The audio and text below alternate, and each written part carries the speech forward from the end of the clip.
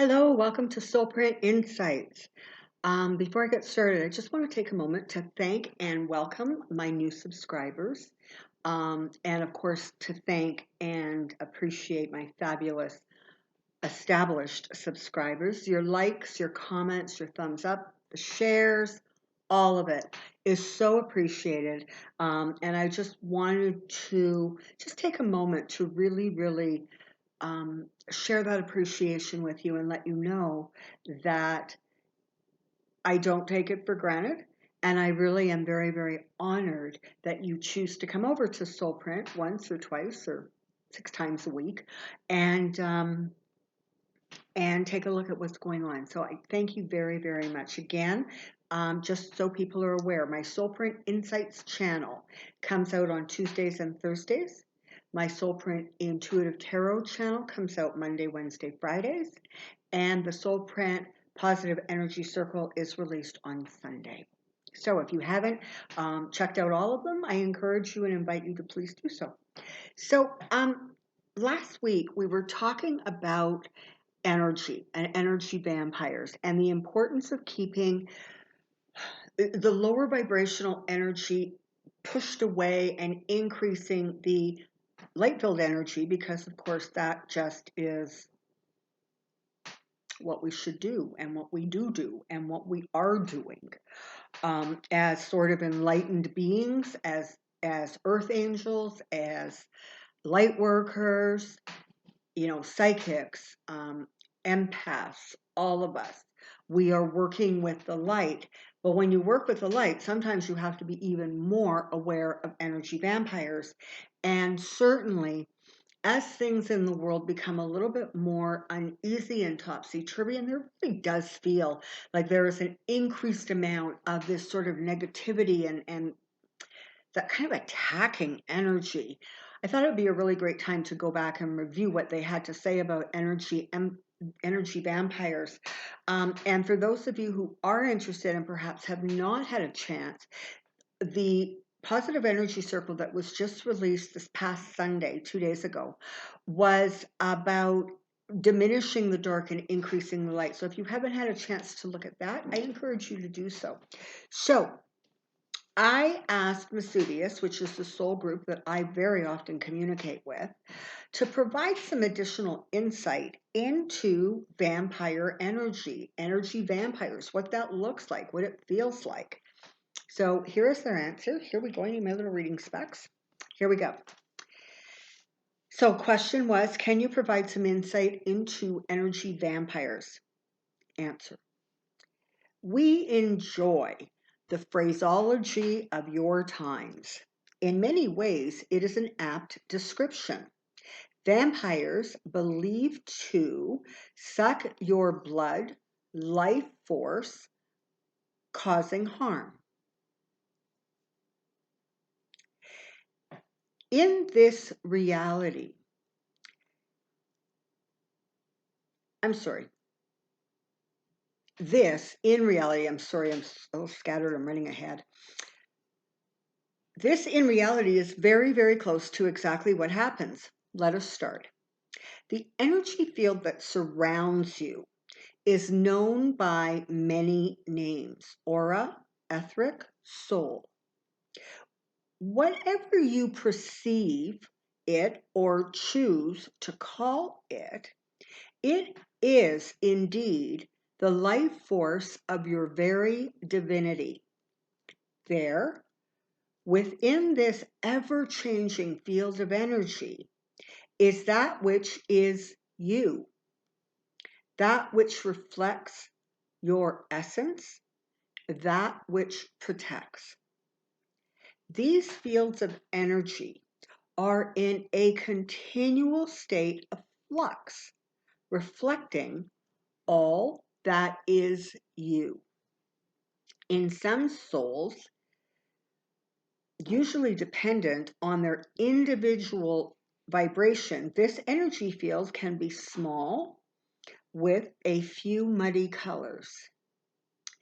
The other end of the spectrum is when the aura is large, extending outward of the physical body for a distance, dancing with vibrant energies from the color spectrum.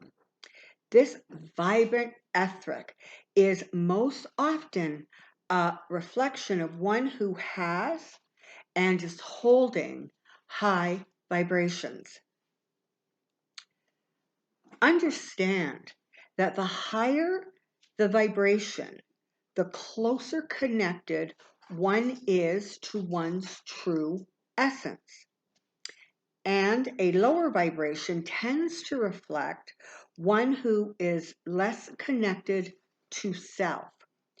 Just as a caveat here, you can also see those sort of lowering or fading auras with people who are very ill, people who are at the end of life, that kind of thing. But generally speaking, you're talking about somebody who is just so connected to themselves that everything is kind of inward.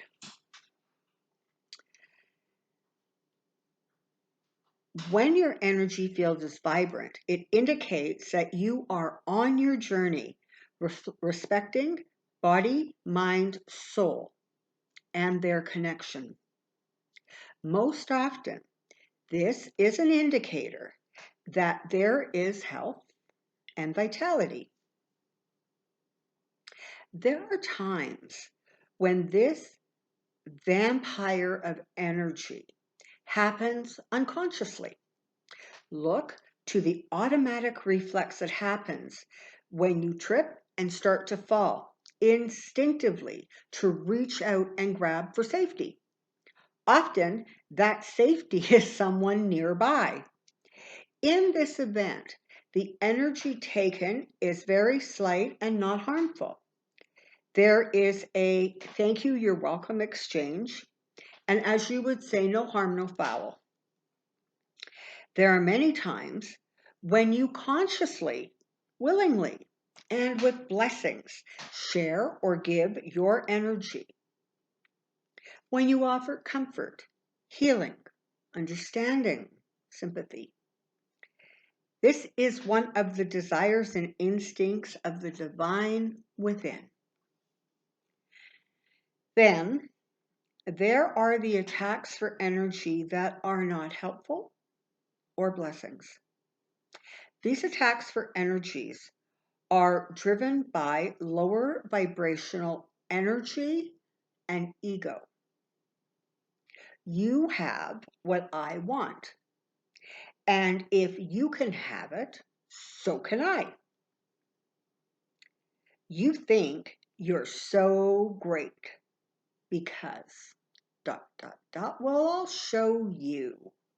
I am better than you. It is time to put you in your place. I want, I deserve, I am entitled. You get the idea, and you know people like this.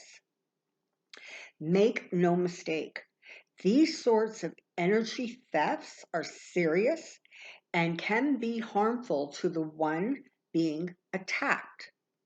You would recognize this as a sudden feeling of weakness, tired, headache, cold chills, and a vast variety of physical and emotional reactions.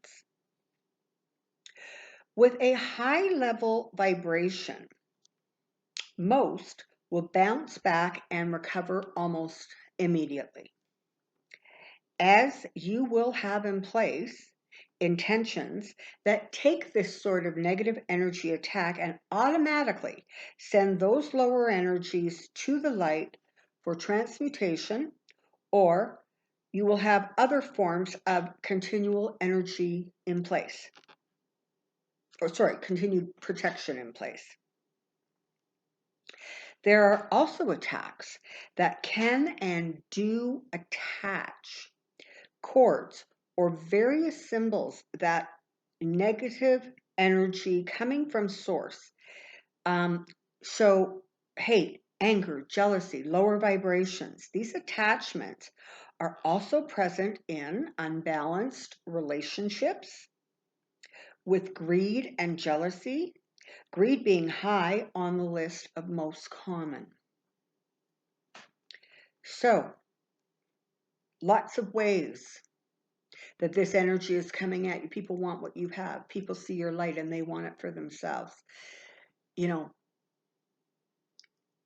people just taking what they want because they want it.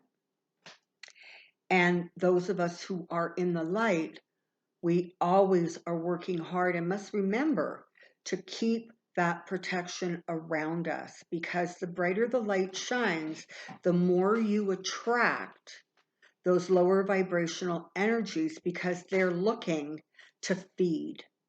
And there's nothing better than feeding on light for them. Okay. These cords and symbols can often cause physical illness and emotional disturbances in a very real way within your physical body. Now, these can be removed and healed in a variety of ways. Cord cutting is very often effective. Energy healings using Reiki or other similar hands-on energy thought therapy. You can use visualization and work with the archangels and ascended masters. Prayer and divine assistance are all effective. In order for these cords and symbols to be effectively neutralized, you need to be willing and ready to release them. Now, you would think that that should be the easiest step. It often is not, because in order for the attachment to be released and stay released, you must be ready to heal the situation from its origin. When the origin is from a relationship or a situation that perhaps started with hope, love, and promise, it can and will take some effort to let these go. In letting the old and hurtful go, you are then allowing for the healing to take place and the new vibrational energy to move into place. But you must be ready. Hold on, page flip. But you must be ready, as a severed cord can reattach literally in the blink of an eye. Those who are attached are used to receiving that continual energy feed from you and will work quickly to reconnect with you to reestablish this hold. Often, an attempt to establish or reestablish communication is imminent. A phone call, a text from someone out of the blue can be an indicator of a severed attachment if a releasement healing has just been done. So what happens is you've got these energy beings who are sort of sucking your energy dry, and they're used to it, right? You are like part of their, healthy eating plan. When you do a cord cutting, or you get the symbols or the cords released from the physicalness of your body or your aura, quite unconsciously, those people that feed, they recognize that something's happened. They recognize that they don't have access to something they need, or they perceive that they need, which is your energy. And that is very often when you will, kind of hear from people who did you wrong in the past. Then all of a sudden they're sending you a text or they're phoning you. And all you have to do is open the text, answer the phone. And as soon as that happens, they are able to attach again to your energy and allow for continual feeding. So when you're doing these sorts of releasement exercises, it's really important that you stay very conscious of who and what it is you're releasing, and be mindful of the fact that they may very well come back on you. Right? Even dreams about people, that kind of stuff, that can often be an indicator that somebody is attaching or reattaching to you in a way that is going to drain your energy. Not only your physical energy, but your psychic energy, your emotional energy. It's all going to be drained. So you need to be really careful about those lower vibrational beings and energies. So if you have somebody, for example, that is really volatile in your life and they lash out, you on some level have been attacked by them because they need to feed to continue to fuel the volatility and the anger. Okay? Now, you can't walk around thinking that every time somebody loses their temper, that they're a vampire. But you do have to be more mindful, I think, of kind of situations where that sort of thievery of your energy can happen and take place, and learn to recognize the signals that you receive. And again, headache, low energies, agitation, all these kind of things that are probably not normal or in your day-to-day realm. All of a sudden, these just funny thoughts, funny feelings, you're agitated. That's a heads up, okay? Now, and this is, I think, one of the most interesting paragraphs in this whole reading. The sadness in the whole energy theft experience is that when energy is stolen from a high vibration, the lower vibration is not able to speed up to that vibration. In the presence of a higher, cleaner energy, the lower energy will not and cannot jump to the higher vibration. So it attempts to draw down this energy to its level, thereby creating a vibrational imbalance that does not serve its purpose. These souls who seem to often be angry and aggressive on a roller coaster ride that returns them to the same place over and over again, can be souls who have chosen to attempt to take another's energy instead of clearing their own and moving up to the next energy level, which will lead to the next, and so on and so forth. Now, think about that for a second. You are exposed to somebody who is making you crazy, okay? You don't like their energy, they're volatile, they get you upset, you don't like what they're saying or how they're acting or how they're behaving. When you sort of get angry, get agitated, kind of tap into them and absorb what they're saying and doing and thinking, you have gone down to their level, which you can do because you're higher.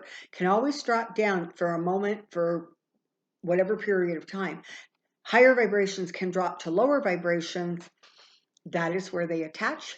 That is where they suck your energy. If you are looking at that very same situation with that person that's making you crazy, or the situation, whatever it is, and you just take a step back, take a deep breath, and go, you know what? I am just going to consciously choose to not interact with this. I am just going to consciously choose to redirect my thoughts to something that is life affirming, something that supports my soul print journey, something that is higher in vibration. They can't get to you. But when they get you scared and worried and frightened and angry, bang, they are able to take away your energy, and literally those feelings of more anger, more fear, more become amplified. Energy is all around us all the time. It is what love and hope, laughter and joy ride on. It is the highway of sadness, grief, loss, and goodbyes. It is all there is and all that has always been. It is the stuff of life and the stuff of experience and growth. It is the manifestation of the divine. And it is the beautiful and brilliant you. We remain at this time Vesuvius. So in these times where it can be very easy to react with fear, feelings of being scared, not safe, fury, be very careful to pull yourself back as quickly as you can, because those vampires are all around. I hope you find this helpful. I hope it has given you sort of some clarity or some insights that maybe you didn't have about exactly how energy vampiring works, and perhaps gives you some food for thought, and if nothing else, reminds you to remember to keep your protection in place.